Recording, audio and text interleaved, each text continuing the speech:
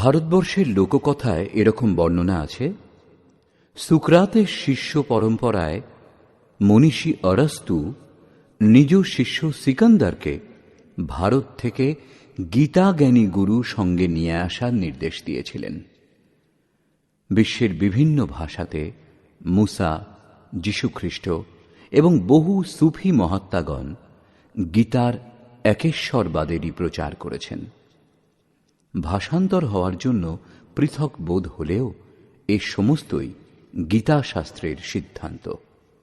অতএব গীতা মানব মাত্রেরই তর্কাতীত ধর্মশাস্ত্র।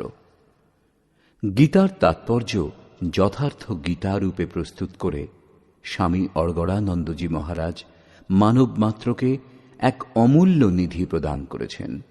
গীতার হাজার হাজার অনুবাদের মধ্যে দেদীপ্যমান এই ব্যাখ্যার আলোকে যথার্থ গীতার দিব্য সংবাদ শ্রবণের মাধ্যমে আপনারা সকলেই পরম শ্রেয়র সাধক হন।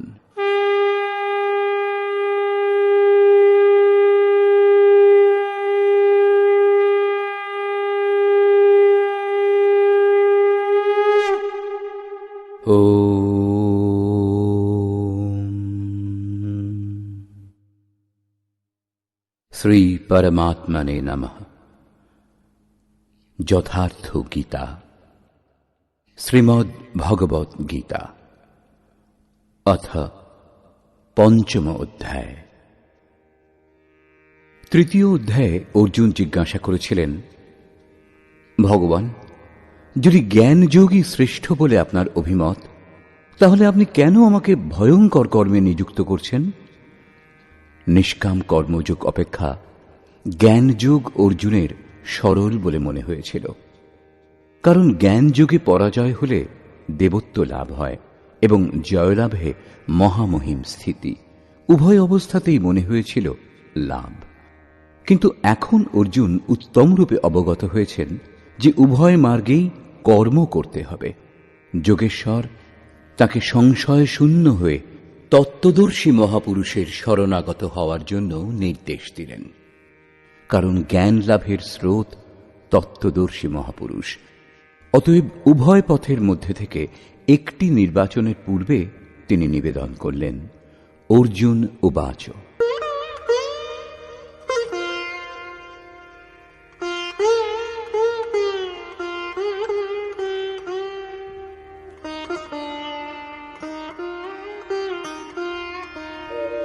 সন্ন্যাসং কর্মণাং কৃষ্ণ পুনর্যোগং চ শংসসি যচ্ছ্রেয় এতয়োরেকং তন্মে ব্রূহি সুনিশ্চিতং। হে কৃষ্ণ, আপনি কখনো সন্ন্যাস অবলম্বন করে যে কর্ম করা হয় সেই কর্মের, এবং কখনো নিষ্কাম দৃষ্টি দ্বারা যে কর্ম করা হয় সেই কর্মের প্রশংসা করছেন। উভয়ের মধ্যে আপনি যেটি উত্তম রূপে নির্দিষ্ট করেছেন, যেটি পরম কল্যাণকর, তা আমাকে বলুন। দুটি পথ যদি একই জায়গায় পৌঁছয়, তাহলে আপনি সুবিধাজনক পথ কোনটি নিশ্চয়ই জিজ্ঞাসা করবেন। যদি না করেন, তাহলে জানতে হবে যে আপনি যাবেন না। এই প্রসঙ্গে শ্রীকৃষ্ণ বলছেন, শ্রী ভগবান উবাচ, সন্ন্যাসঃ কর্মযোগশ্চ নিঃশ্রেয়সকরাবুভৌ তয়োস্তু কর্ম সন্ন্যাসাৎ কর্মযোগো বিশিষ্যতে। অর্জুন, সন্ন্যাস অবলম্বন পূর্বক যে কর্ম করা হয়, অর্থাৎ জ্ঞান মার্গে যে কর্ম করা হয়, এবং কর্মযোগ নিষ্কামভাবে যে কর্ম করা হয়, উভয়ই পরম শ্রেয় প্রদান করে। কিন্তু তাদের মধ্যে সন্ন্যাস অথবা জ্ঞান দৃষ্টি প্রসূত কর্ম অপেক্ষা নিষ্কাম কর্মযোগ শ্রেষ্ঠ। এখন প্রশ্ন স্বাভাবিক যে শ্রেষ্ঠ কি রূপে? ज्ञेयः स नित्यसन्न्यासी यो न द्वेष्टि न काङ्क्षति निर्द्वन्द्वो हि महाबाहो सुखं बन्धात् प्रमुच्यते। মহাবাহু অর্জুন, যিনি বিদ্বেষ পোষণ করেন না, কিছুই আকাঙ্ক্ষা করেন না, তাকে সর্বদা সন্ন্যাসী বলে জানবে। তিনি জ্ঞানমার্গী অথবা নিষ্কাম কর্মযোগী যাই হন না কেন, রাগ দেশাদি দ্বন্দ্বহীন সেই পুরুষ ভববন্ধন থেকে মুক্ত হন।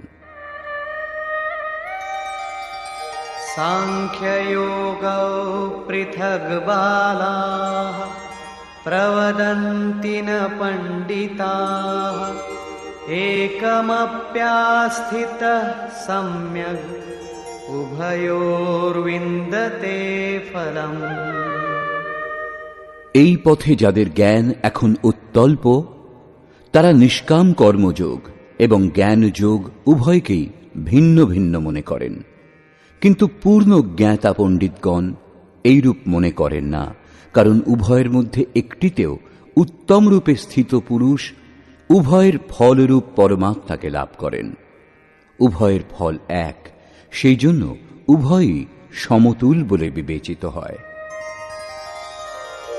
यत्साङ्ख्यैः प्राप्यते स्थानं तद्योगैरपि गम्यते एकं साङ्ख्यं च योगं च यः पश्यति स पश्यति।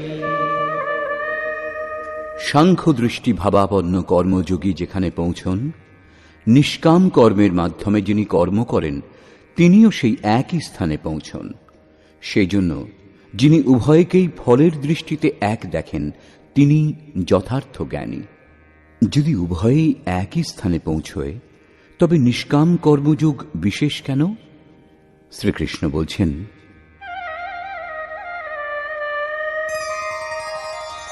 সন্ন্যাসস্তু মহাবাহো দুঃখমাপ্তুমयो গতঃ যোগযুক্তো মুনির্ব্রহ্ম ন চিরেণাধিগচ্ছতি।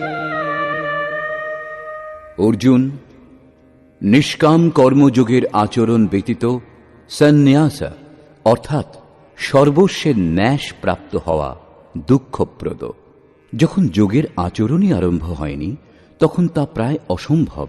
সেজন্য যিনি ভগবৎ স্বরূপ মনন করেন তিনিই মুনি, যার মন এবং ইন্দ্রিয়সমূহ মৌন, নিষ্কাম কর্মযোগের আচরণ করে শীঘ্রই পরব্রহ্ম পরমাত্মাকে লাভ করেন।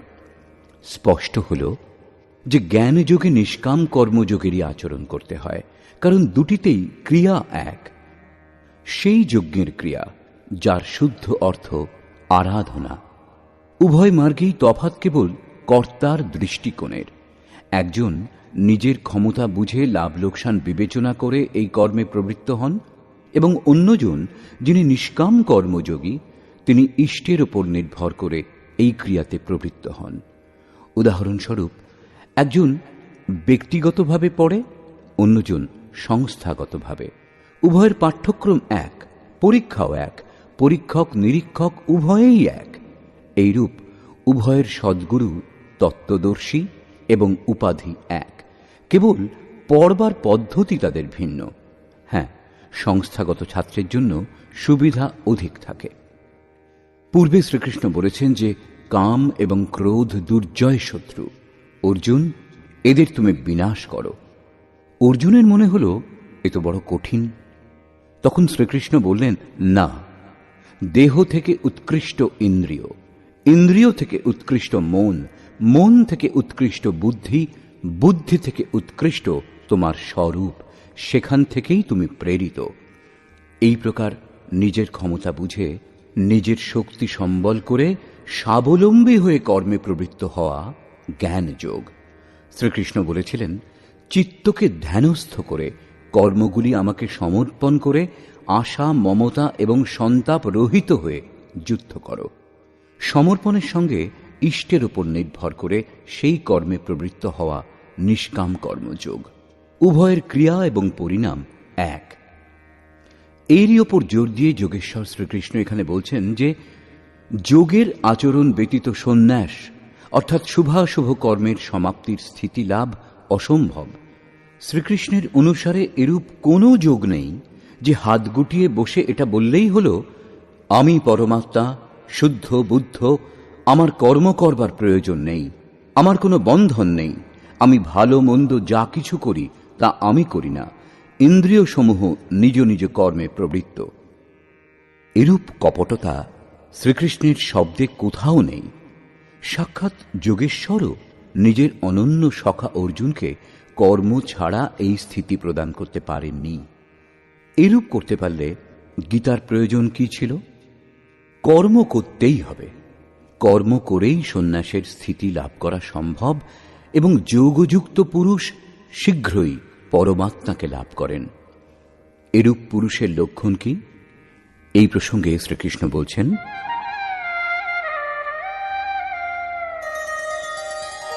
योगयुक्तो विशुद्धात्मा विजितात्मा जितेन्द्रियः सर्वभूतात्मभूतात्मा कुर्वन्नपि न लिप्यते। বিজিতাত্মা, যিনি বিশেষ রূপে দেহ জয় করেছেন, জিতেন্দ্রিয়, যিনি ইন্দ্রিয়সমূহ জয় করেছেন, এবং বিশুদ্ধাত্মা, যার অন্তঃকরণ বিশেষ রূপে শুদ্ধ। এরূপ পুরুষ সর্বভূতাত্মা ভূতাত্মা, সম্পূর্ণ ভূত প্রাণীর আত্মার মূল উদ্গম পরমাত্মার সঙ্গে একীভূত এবং যোগযুক্ত হন। তিনি কর্ম করেও তাতে লিপ্ত হন না। তাহলে করেন কেন? অনুগামীদের মধ্যে পরম কল্যাণকর বীজের সংগ্রহের জন্য। কেন লিপ্ত হন না? কারণ সম্পূর্ণ প্রাণীগণের যিনি মূল উদ্গম, যার নাম পরম তত্ত্ব, সেই তত্ত্বে তিনি স্থিত হয়ে গেছেন। এর থেকে শ্রেষ্ঠ আর কিচ্ছু নেই যার খোঁজ করা হবে। যাবতীয় বস্তু যেগুলি ত্যাগ করে এসেছেন সে সমস্ত তুচ্ছ হয়ে গেছে। তাহলে আসক্তি কার উপর করবেন? সেজন্য তিনি কর্মে আবদ্ধ হন না। এটাই যোগযুক্তের শ্রেষ্ঠ নিদর্শন। পুনরায় যোগযুক্ত পুরুষের স্থিতি স্পষ্ট করছেন। তিনি কর্মে প্রবৃত্ত থেকেও তাতে লিপ্ত হন না কেন? नैव किञ्चित् करोमीति युक्तो मन्येत तत्त्ववित् पश्यन् शृण्वन् स्पृशन् जिघ्रन् अश्नन् गच्छन् स्वपन् श्वसन् प्रलपन् विसृजन् गृह्णन् उन्मिषन् निमिषन्नपि इन्द्रियाणीन्द्रियार्थेषु वर्तन्त इति धारयन्। পরম তত্ত্ব পরমাত্মার যিনি দর্শন করেছেন, সেই যোগযুক্ত পুরুষের মনের স্থিতি অবস্থার উপলব্ধি এই যে আমি সামান্য কিছুরও কর্তা নই। এটা তার কল্পনা নয়, পরন্তু এই স্থিতি তিনি কর্ম করে লাভ করেছেন। যেমন যুক্তো মন্যেত। এখন প্রাপ্তির পর তিনি সমস্ত কিছু শ্রবণে, স্পর্শনে, আঘ্রাণে, ভোজনে, গমনে, নিদ্রায়, নিঃশ্বাস প্রশ্বাসে, চক্ষুর উন্মেষ এবং নিমেষেও ইন্দ্রিয় সমূহ স্ব স্ব বিষয়ে প্রবৃত্ত এইরূপ ধারণাযুক্ত হন। পরমাত্মা থেকে শ্রেষ্ঠ কিছু নেই, এবং যখন তিনি সেই পরমাত্মাতেই স্থিত, তখন তার থেকে শ্রেষ্ঠ কোনো সুখের কামনা করে তিনি কারো স্পর্শ ইত্যাদি করবেন? যদি এর থেকে শ্রেষ্ঠ কিছু থাকত তাহলে আসক্তি অবশ্যই হতো। কিন্তু প্রাপ্তির পর এখন এগিয়ে যাবেন কোথায় এবং কি ত্যাগ করবেন? সেই জন্য যোগযুক্ত পুরুষ লিপ্ত হন না। একেই একটি উদাহরণের মাধ্যমে স্পষ্ট করলেন। ब्रह्मण्याधाय कर्माणि सङ्गं त्यक्त्वा करोति यः लिप्यते न स पापेन पद्मपत्रमिवाम्भसा। পদ্মফুলের জন্ম কাদায় হয়, পদ্মপাতা জলে ভাসতে থাকে, তরঙ্গ রাত দিন তার উপর দিয়ে যাওয়া আসা করে, কিন্তু এর পাতা দেখবেন শুকনোই থাকে। জলের একটা বিন্দুও তার উপর স্থির হতে পারে না। জল এবং পাঁকের মধ্যে থেকেও পদ্মপাতা তাতে লিপ্ত হয় না। সেইরূপ যে পুরুষ সমস্ত কর্ম পরমাত্মাতে বিলয় করে, কারণ সাক্ষাৎকারের সঙ্গেই কর্মের বিলয় হয়, এর পূর্বে নয়, আসক্তি ত্যাগ করে, কারণ এর থেকে শ্রেষ্ঠ আর কিছু নেই, অতএব আসক্তিও থাকে না, সেই জন্য আসক্তি ত্যাগ করে কর্ম করেন, এইরূপ তিনিও লিপ্ত হন না। তাহলে তিনি করেন কেন? আপনাদের জন্যে, সমাজের কল্যাণ সাধনের জন্যে, অনুগামীদের পথ দেখানোর জন্যে। এই প্রসঙ্গেই জোর দিলেন।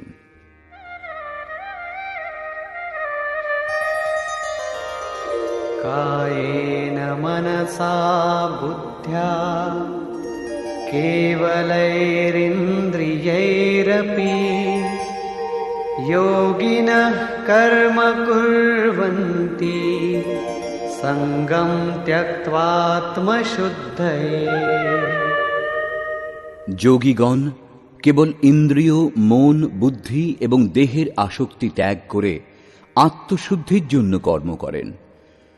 কর্ম ব্রহ্মে লীন হওয়ার পরেও কি আত্মা অশুদ্ধ থাকে? না, তিনি সর্বভূতাত্মা ভূতাত্মা হয়ে যান। সকল প্রাণীর মধ্যে তিনি নিজের আত্মাকে ব্যাপ্ত দেখেন। সেই সকল আত্মার শুদ্ধির জন্য, আপনাদের সকলের পথপ্রদর্শনের জন্য তারা কর্মে প্রবৃত্ত থাকেন। দেহ, মন, বুদ্ধি এবং ইন্দ্রিয় সমূহ দ্বারা তিনি কর্ম করেন। তার স্বরূপ কোনো কর্ম করে না, স্থির থাকে। বাইরে থেকে দেখে তাকে সক্রিয় মনে হয়, কিন্তু তার অন্তরে অসীম শান্তি প্রবাহিত থাকে। যেমন পোড়া দড়ি দিয়ে বাঁধা যায় না, শুধু আকারটুকু বাকি থাকে। युक्तः कर्मफलं त्यक्त्वा शान्तिमाप्नोति नैष्ठिकीम् अयुक्तः कामकारेण फले सक्तो निबध्यते। যোগযুক্ত অর্থাৎ যিনি যোগের ফল লাভ করেছেন, সেই পুরুষ সকল প্রাণীর আত্মার মূল পরমাত্মা যিনি, তাতে স্থিত। এইরূপ যোগী কর্মের ফলত্যাগ করে, কর্মফল পরমাত্মা এবং তিনি ভিন্ন নন, সেই জন্য এখন কর্মফল ত্যাগ করে নৈষ্ঠিকীম শান্তিম আপনৌতি, শান্তির অন্তিম অবস্থা লাভ করেন, যার পর আর কোনো শান্তি বাকি থাকে না। অর্থাৎ তিনি আর কখনো অশান্ত হন না। কিন্তু অযুক্ত পুরুষ যিনি যোগের পরিণামের সঙ্গে যুক্ত নন, পথিক, এরূপ পুরুষ ফলে আসক্ত হয়ে, ফল হলেন পরমাত্মা, তাতে আসক্ত হওয়া আবশ্যক, সেই জন্য ফলে আসক্ত হওয়া সত্ত্বেও কাম কারেণ নিবধ্যতে, কামনা করে আবদ্ধ হন, অর্থাৎ পূর্ণ হওয়া পর্যন্ত কামনাগুলি জাগে। অতএব সাধককে চরম অবস্থা লাভ না হওয়া পর্যন্ত সাবধান থাকা উচিত। মহারাজজি বলতেন, हो तनिको हम अलग, भगवान अलग हैं, तो माया कामयाब हो सकती है। কালকে লাভ হবে, তবু আজ তো সে অজ্ঞানী। অতএব পূর্তি পর্যন্ত সাধকের অসাবধান হওয়া উচিত নয়। এই প্রসঙ্গেই বলছেন,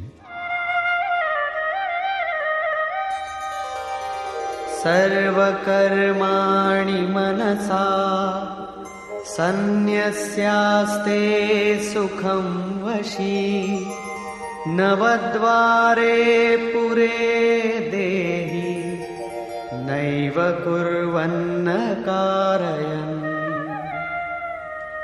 যিনি সম্পূর্ণরূপে স্ববশে, যিনি কায়, মন, বুদ্ধি এবং প্রকৃতির ঊর্ধ্বে স্বয়ং স্থিত, এরূপ পুরুষ নিঃসন্দেহে নিজে কিছু করেন না এবং কাউকে কর্মে প্রবর্তিতও করেন না। অনুগামীদের দিয়ে করালেও তার আন্তরিক শান্তিকে কিছু স্পর্শ করতে পারে না।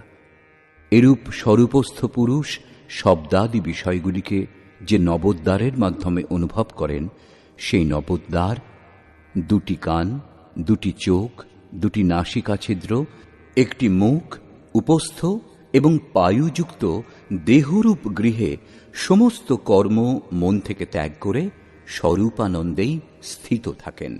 বাস্তব পক্ষে তিনি কিছু করেন না এবং করানও না। পুনরায় একেই শ্রীকৃষ্ণ অন্য শব্দে বলেছেন যে সেই প্রভু নিজে কিছু করেন না, কাউকে কোনো কর্মে প্রবর্তিতও করেন না। সদ্গুরু, ভগবান, প্রভু, স্বরূপস্থ মহাপুরুষ সকলেই একে অন্যের পর্যায়ভুক্ত। আলাদাভাবে কোনো ভগবান কিছু করবার জন্য আসেন না। যখন কিছু করেন তখন এই স্বরূপস্থ ইষ্টের মাধ্যমে করান। মহাপুরুষের জন্য দেহ গৃহমাত্র, অতএব পরমাত্মা করুন অথবা মহাপুরুষ একই ব্যাপার, কারণ তিনি তাঁদের মাধ্যমে করেন। বস্তুত সেই পুরুষ করেও কিছুই করেন না।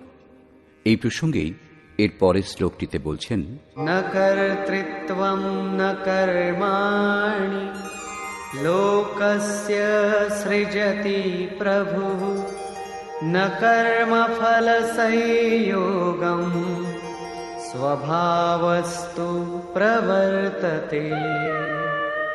সেই প্রভু ভূত প্রাণীগণের কর্তৃত্ব, কর্ম এবং কর্মফলের সংযোগ সৃষ্টি করেন না।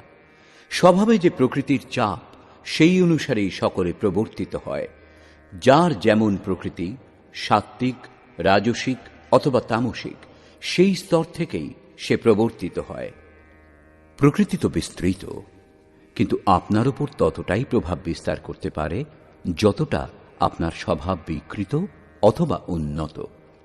প্রায় লোকে বলে যে কর্ম করেন, করান ভগবান।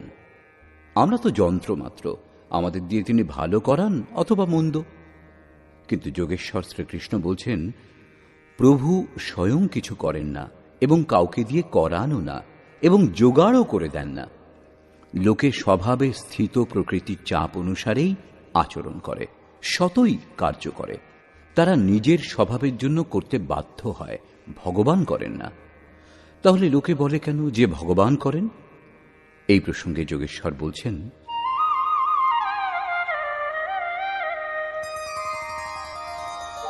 না দত্তে কস্যচিৎ পাপম ন চৈব সুকৃতম বিভুঃ অজ্ঞানেনাবৃতম জ্ঞানম তেন মুহ্যন্তি জন্তবঃ। যাকে আগে প্রভু বলা হয়েছে, এখানে তাকেই বিভু বলা হল, কেননা তিনি সম্পূর্ণ বৈভবযুক্ত। প্রভুতা এবং বৈভবে সংযুক্ত সেই পরমাত্মা কারো কোনো পাপ কর্ম অথবা কারো পুণ্যকর্ম গ্রহণ করেন না। তবুও লোকে বলে কেন?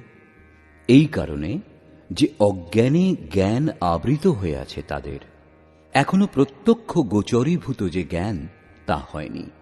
তারা এখনো জন্তু, মোহবশত যা কিছু বলতে পারে। জ্ঞান দ্বারা কি হয় একে স্পষ্ট করলেন। জ্ঞানেন তু তদজ্ঞানম येषां नाशितमात्मनः तेषामादित्यवज्ञानं প্রকাশয়তি তৎপরম। যাদের অন্তঃকরণের অজ্ঞান, যার দ্বারা জ্ঞান আবৃত ছিল, আত্মসাক্ষাৎকার দ্বারা বিনষ্ট হয়েছে, এবং যিনি জ্ঞান লাভ করেছেন, তার জ্ঞান সূর্যের মতো পরম তত্ত্ব পরমাত্মাকে প্রকাশিত করে। তাহলে কি পরমাত্মা অন্ধকারের নাম? না, তিনি তো স্বয়ং প্রকাশ রূপ দিন রাতি, স্বয়ং প্রকাশমান আছেন ঠিকই, কিন্তু আমাদের উপভোগের জন্য নয়। দেখা তো যায় না। যখন জ্ঞান দ্বারা অজ্ঞান অপসারিত হয়, তখন সেই জ্ঞান সূর্যের মতো পরমাত্মাকে সাধকের মতো প্রবাহিত করে দেয়। তখন তার জন্য কোথাও অন্ধকার বলে কিছু থাকে না। সেই জ্ঞানের স্বরূপ কি? তদ্বুদ্ধয়স্তদাত্মানঃ তন্নিষ্ঠাস্তৎপরায়ণাঃ গচ্ছন্ত্য পুনরাবৃত্তিম জ্ঞাননির্ধূতকল্মষাঃ। যখন পরম তত্ত্ব পরমাত্মার অনুরূপ বুদ্ধি হয়, তত্ত্বের অনুরূপ মন প্রবাহিত হয়, পরম তত্ত্ব পরমাত্মাতেই নিরন্তর স্থিতি এবং তৎপরায়ণ হয়, একেই জ্ঞান বলে। জ্ঞান তর্কের বিষয় নয়। এই জ্ঞান দ্বারা পুরুষ পাপ মুক্ত হয়ে পুনরাগমন থেকে মুক্তি পেয়ে পরম গতি লাভ করেন। পরম গতি প্রাপ্ত পূর্ণ জ্ঞান সম্পন্ন পুরুষকেই পণ্ডিত বলে। আরো বলছেন, বিদ্যা বিনয় সম্পন্নে ব্রাহ্মণে গবিহস্তিনি শুনি চৈব স্বপাকে চ পণ্ডিতাঃ সমদর্শিনঃ। জ্ঞান দ্বারা যাদের পাপ বিনষ্ট হয়েছে, যারা অপুনরাবর্তী পরম গতি লাভ করেছেন, এইরূপ জ্ঞানীগণ বিনয়ী ব্রাহ্মণ এবং চণ্ডাল, গরু, কুকুর ও হাতিতে সমদর্শী হন। তাদের দৃষ্টিতে বিদ্যা বিনয় সম্পন্ন ব্রাহ্মণে কোনো বিশেষত্ব হয় না এবং চণ্ডালের প্রতি কোনো হেয় ভাব হয় না। গাভী ধর্ম নয়, কুকুর অধর্ম নয় এবং হাতির মধ্যেও কোনো বিশেষত্ব নেই। এরূপ পণ্ডিত জ্ঞাতাগণ সমদর্শী এবং সমবর্তী হন। তাদের দৃষ্টি চর্মে নয়, আত্মাতে পড়ে। পার্থক্য কেবল এই, বিদ্যা বিনয় সম্পন্ন স্বরূপের কাছাকাছি থাকেন এবং বাকি যারা, তারা থাকে কিছুটা দূরে। কেউ এক স্তর ওপরে, কেউ এক স্তর নিচে থাকে। দেহটা তো বস্ত্র, তাদের দৃষ্টি বস্ত্রকে গুরুত্ব দেয় না, পরন্তু তাদের হৃদয়ে স্থিত আত্মাতে পড়ে। সেই জন্য তারা পার্থক্য করেন না। শ্রীকৃষ্ণ যথেষ্ট গোসেবা করেছিলেন। তার গাভীর প্রতি গৌরবপূর্ণ শব্দ বলা উচিত ছিল, কিন্তু তিনি সেরূপ কিছু বলেননি। শ্রীকৃষ্ণ গাভীকে ধর্মে কোনো স্থান দেননি, কেবল এইটুকু স্বীকার করেছিলেন যে অন্য আরও জীবাত্মার মতো তাদের মধ্যেও আত্মা বিদ্যমান। গাভীর আর্থিক মহত্ব যাই হোক না কেন, তাদের ধার্মিক বৈশিষ্ট্য পরবর্তী মানুষেরা জোর করে চাপিয়েছে। শ্রীকৃষ্ণ বলেছেন, অবিবেকীদের বুদ্ধি অনন্ত ভেদযুক্ত হয়, সেই জন্য তারা অনন্ত ক্রিয়ার বিস্তার করে নেয়। শোভাযুক্ত বাণীতে তারা সে সমস্ত ব্যক্তও করে। তাদের বাণীর প্রভাব যাদের চিত্তের উপরে পড়ে, তাদের বুদ্ধিও নাশ হয়। কিছু লাভ হয় না, উপরন্তু অনেক কিছু লোকসান হয়। অর্জুন, নিষ্কাম কর্মযোগে নির্ধারিত ক্রিয়া একটাই, যজ্ঞের প্রক্রিয়া আরাধনা। গাভী, কুকুর, হাতি, অশ্বত্থ, নদীর ধার্মিক মহত্ব এই অনন্ত শাখাযুক্ত অবিবেকীদেরই সৃষ্ট। যদি এগুলির ধার্মিক মহত্ব থাকত, তাহলে তা শ্রীকৃষ্ণ অবশ্যই বলে থাকতেন। হ্যাঁ, মন্দির, মসজিদ ইত্যাদি পূজার স্থানের প্রয়োজন সাধনার আরম্ভিক কালে অবশ্যই থাকে। সেখানে প্রেরণাদায়ক সামূহিক উপদেশ পাওয়া যায়, তার উপযোগিতা অবশ্যই আছে। এগুলি ধর্মোপদেশ কেন্দ্র। বর্তমান শ্লোকে দুজন পণ্ডিতের উল্লেখ করা হয়েছে, একজন পূর্ণ জ্ঞাতা এবং অন্যজন বিদ্যা বিনয় সম্পন্ন। কি রূপে তাঁরা দুজন? বস্তুত প্রত্যেক শ্রেণীর সীমা দুটি হয়, অধিকতম সীমা পরাকাষ্ঠা এবং নিম্নতম সীমা প্রবেশিকা। উদাহরণস্বরূপ, ভক্তির নিম্নতম সীমা সেখানে যেখান থেকে ভক্তি আরম্ভ করা হয়, বিবেক, বৈরাগ্য ও নিষ্ঠার সঙ্গে যখন আরাধনা করা হয়, এবং অধিকতম সীমা সেটা যেখানে ভক্তি আপন পরিণাম দেওয়ার স্থিতিতে থাকে। ব্রাহ্মণ শ্রেণীতেও এইরূপ হয়। যখন ব্রহ্মে স্থিতি লাভের ক্ষমতা চলে আসে, তখন বিদ্যা বিনয় স্বাভাবিকভাবে সাধকের মধ্যে পাওয়া যায়। মনে শান্ত ভাব, ইন্দ্রিয়সমূহের দমন, অনুভূতির সঞ্চার, ধারাবাহিক চিন্তন, ধ্যান এবং সমাধি ইত্যাদি ব্রহ্মে স্থিত হওয়ার সমস্ত যোগ্যতা তার অন্তরালে স্বাভাবিকভাবে কার্য করে। একে ব্রাহ্মণত্বের নিম্নতম সীমা বলে। যখন ক্রমশ উন্নত হতে হতে ব্রহ্মের দিগদর্শন করে সাধক তাঁতেই বিলীন হন, তখন উচ্চতম সীমা উপস্থিত হয়। যাকে জানবার জন্য সাধনারত ছিলেন, তাকে লাভ করে তিনি পূর্ণ জ্ঞাতা হন। অপুনরাবৃত্তিযুক্ত এরূপ মহাপুরুষ সেই বিদ্যা বিনয় সম্পন্ন ব্রাহ্মণ, চণ্ডাল, কুকুর, হাতি, গাভী সকলের প্রতি সমদৃষ্টি হন, কারণ তাঁর দৃষ্টি হৃদয়স্থিত আত্মস্বরূপে পড়ে। এরূপ মহাপুরুষ পরম গতি লাভ করে কি পেয়েছেন এবং কি রূপে, এর ওপর আলোকপাত করে যোগেশ্বর শ্রীকৃষ্ণ বলছেন, ইহৈব তৈর্জিতঃ সর্গো येषां साम्ये स्थितं मनः निर्दोषं हि समं ब्रह्म तस्माद् ब्रह्मणि ते स्थिताः। সেই মহাপুরুষগণ জীবিত অবস্থাতেই সম্পূর্ণ সংসার জয় করেন, যাদের মন সমভাবে স্থিত। মনের সমভাবের সঙ্গে সংসার জয় করবার কি সম্বন্ধ? সংসার লুপ্ত হওয়ার পর সেই পুরুষ থাকেন কোথায়? শ্রীকৃষ্ণ বলছেন, নির্দোষম হি সমং ব্রহ্ম। সেই ব্রহ্ম নির্দোষ এবং সম হন। এদিকে সেই পুরুষগণের মনও নির্দোষ ও সমস্থিতিযুক্ত হয়ে যায়। তস্মাৎ ব্রহ্মণি তে স্থিতা। সেই জন্যে তারা ব্রহ্মে স্থিত হতে পারেন। একেই অপুনরাবর্তী পরম গতি বলে। এটা কখন লাভ হয়? যখন সংসার রূপ শত্রুকে জয় করে নেওয়া হয়। এই সংসারকে কখন জয় করা সম্ভব হয়? যখন মন নিরুদ্ধ হয়, সমভাবে স্থিত হয়, কারণ মনের প্রসারই জগৎ। যখন তারা ব্রহ্মে স্থিত হন, তখন ব্রহ্মবিদের লক্ষণ কি? তাঁদের অবস্থিতি স্পষ্ট করলেন।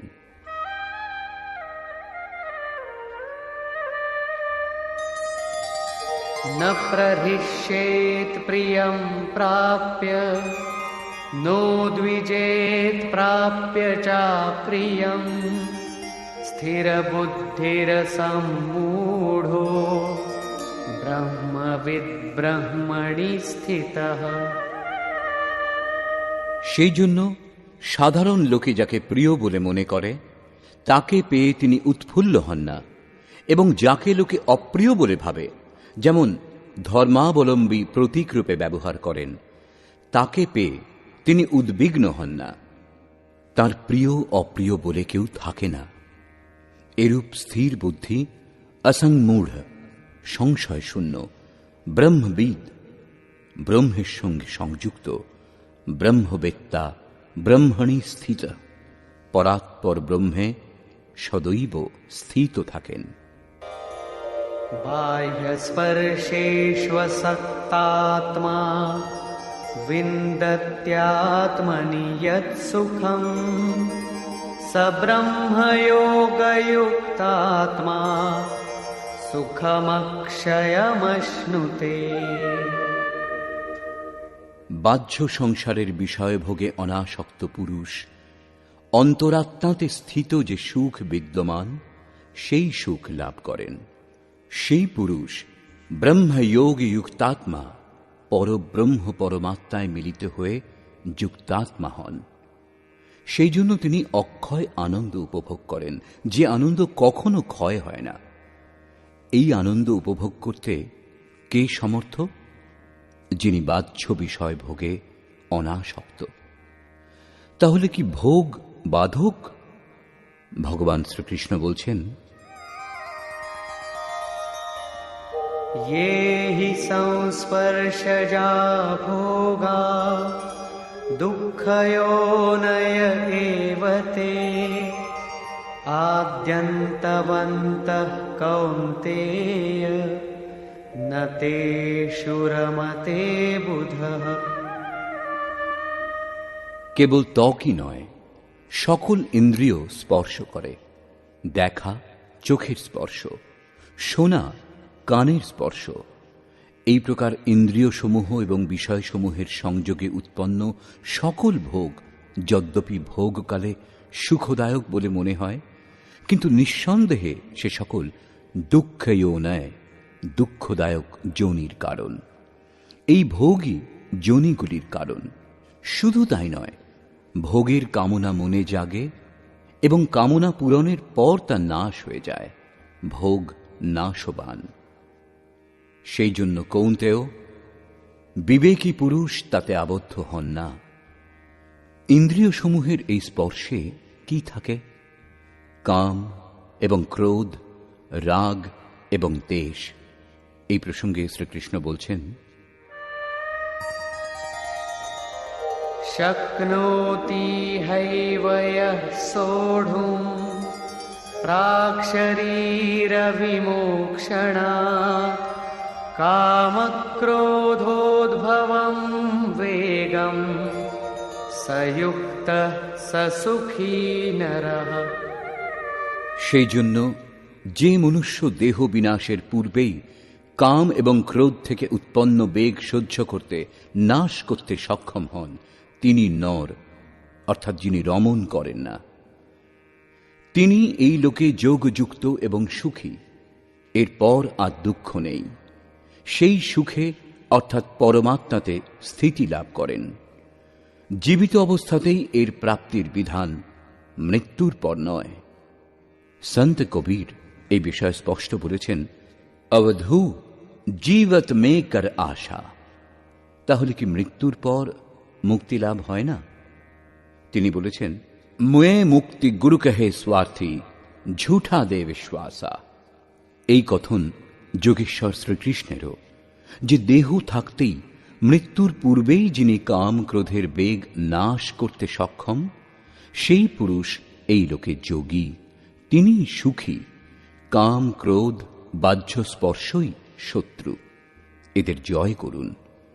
এইরূপ পুরুষের লক্ষণ সম্বন্ধে পুনরায় বলছেন, योऽन्तः सुखोऽन्तरारामः तथान्तर्ज्योतिरेव यः स योगी ब्रह्मनिर्वाणम् ब्रह्मभूतोऽधिगच्छति। যিনি অন্তরাত্মাতেই সুখী, অন্তরারামঃ, অন্তরাত্মাতেই প্রশান্ত চিত্ত, এবং যিনি অন্তরাত্মাতেই প্রকাশমান, যিনি সাক্ষাৎকার করেছেন, সেই যোগী ব্রহ্মভূত, ব্রহ্মে একীভূত হয়ে ব্রহ্ম নির্বাণম, বাণীর ঊর্ধ্বে যে ব্রহ্ম, সেই শাশ্বত ব্রহ্মকে লাভ করেন। অর্থাৎ সর্বপ্রথম বিকারসমূহের কাম ক্রোধের অন্ত, তারপরে দর্শন এবং শেষে প্রবেশ। আরো বলছেন,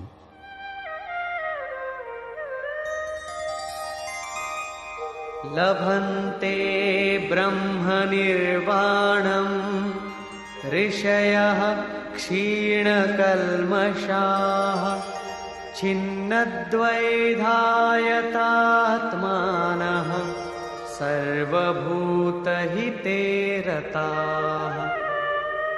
পরমাত্মার সাক্ষাৎকার করে যাদের পাপ নাশ হয়েছে, যাদের সংশয় নষ্ট হয়েছে এবং সকল প্রাণীর কল্যাণে নিরত, অর্থাৎ যারা লাভ করেছেন তারাই এরূপ করতে পারেন।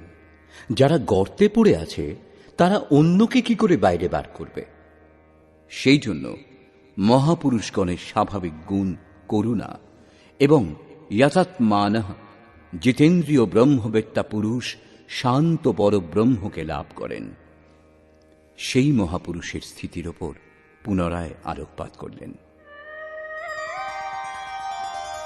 कामक्रोधवियुक्तानां यतीनां यतचेतसाम् अभितो ब्रह्मनिर्वाणम् वर्तते विदितात्मनाम्। কাম ক্রোধ থেকে মুক্ত, যিনি চিত্ত জয় করেছেন, যিনি পরমাত্মার সাক্ষাৎকার করেছেন, সেই জ্ঞানী পুরুষগণ সর্বদিক থেকে শান্ত পরব্রহ্মকে লাভ করেন। যোগেশ্বর শ্রীকৃষ্ণ বারবার সেই পুরুষের স্থিতির ওপর জোর দিচ্ছেন, যাতে প্রেরণা লাভ করে সাধক এতে প্রবৃত্ত হন। প্রশ্নটি প্রায় সম্পূর্ণ হল। এখন তিনি পুনরায় জোর দিচ্ছেন যে এই স্থিতি লাভ করবার আবশ্যক অঙ্গ হল শ্বাস প্রশ্বাসে চিন্তন। যজ্ঞের প্রক্রিয়াতে প্রাণের অপানে আহুতি, অপানের প্রাণে আহুতি, প্রাণ অপান উভয়ের গতি কিরূপে নিরুদ্ধ করতে হয় বলেছেন, সেটাই বুঝিয়ে দিচ্ছেন।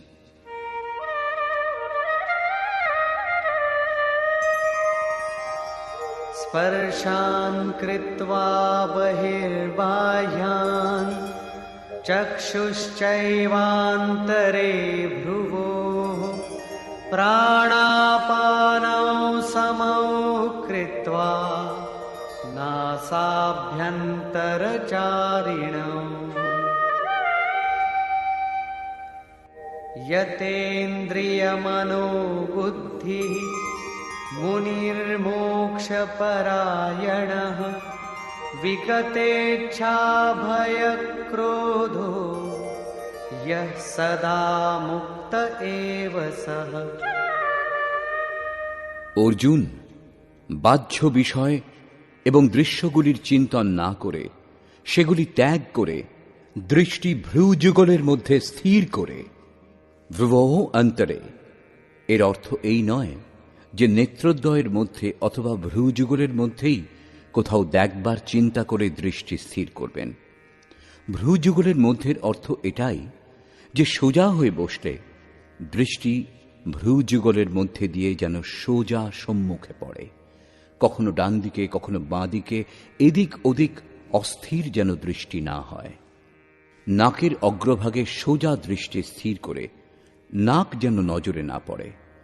নাকের মধ্যে যে প্রাণ এবং অপান বায়ু বিচরণ করে, সেই বায়ু সমান করে, অর্থাৎ দৃষ্টি সেখানে হবে এবং স্মৃতি শ্বাসে যুক্ত করতে হবে। সে শ্বাস কখন ভিতরে যায়, কতক্ষণ ভেতরে থাকে? প্রায় আধ সেকেন্ডের মতো থাকে। জোর করে বেশিক্ষণ শ্বাস বন্ধ রাখা উচিত নয়। কখন বাইরে আসে, বাইরে কতক্ষণ থাকে?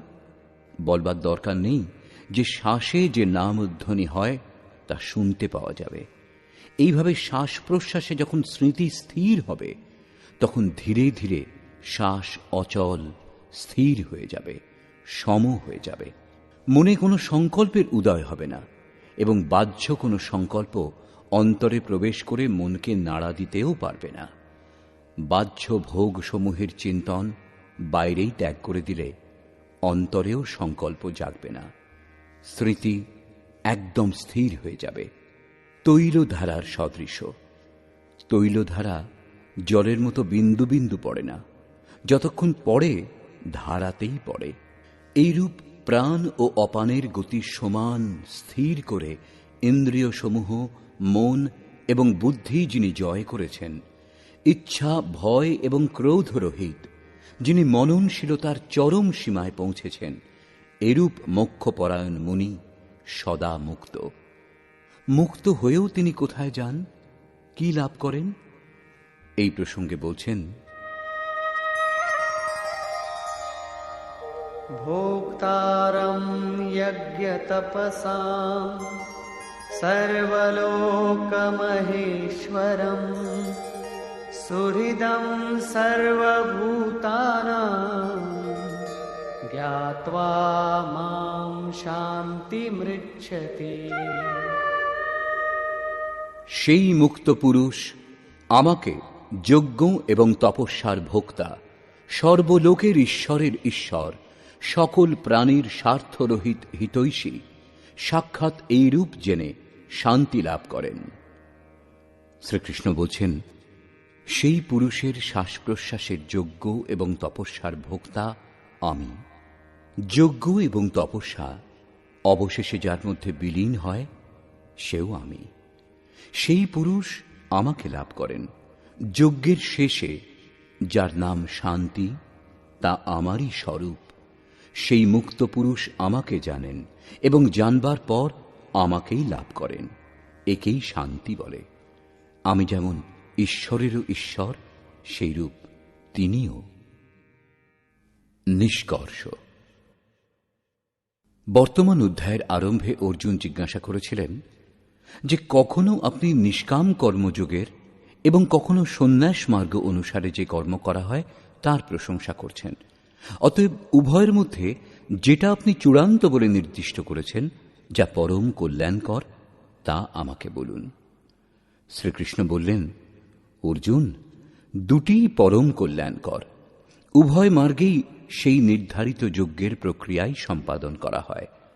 তবুও নিষ্কাম কর্মযোগ বিশিষ্ট।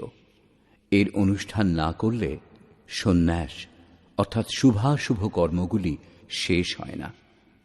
সন্ন্যাস পথের নাম নয়, গন্তব্যের নাম সন্ন্যাস। যিনি যোগযুক্ত তিনিই সন্ন্যাসী। যোগযুক্তের লক্ষণ বললেন তিনিই প্রভু। তিনি কিছু করেন না, কাউকে দিয়ে কিছু করানও না, পরন্তু স্বভাববশত প্রকৃতির চাপে পড়ে বাধ্য হয়ে মানুষ নিজ নিজ কর্মে ব্যস্ত থাকে। যিনি সাক্ষাৎ আমাকে জানতে পারেন তিনি জ্ঞাতা এবং পণ্ডিত। যজ্ঞের পরিণামে পুরুষ আমাকে জানতে পারেন।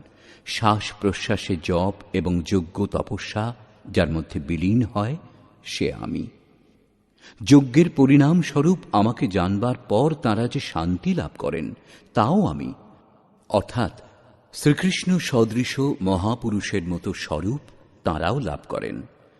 তিনিও ঈশ্বরের ঈশ্বর, আত্মারও আত্মস্বরূপময় হয়ে যান। সেই পরমাত্মার সঙ্গে একীভূত হন। এক হতে যতগুলি জন্মই লাগুক না কেন। বর্তমান অধ্যায় স্পষ্ট করলেন যে যজ্ঞ তপস্যার ভোক্তা। মহাপুরুষেরও অন্তরে বিদ্যমান শক্তি মহেশ্বর। অতএব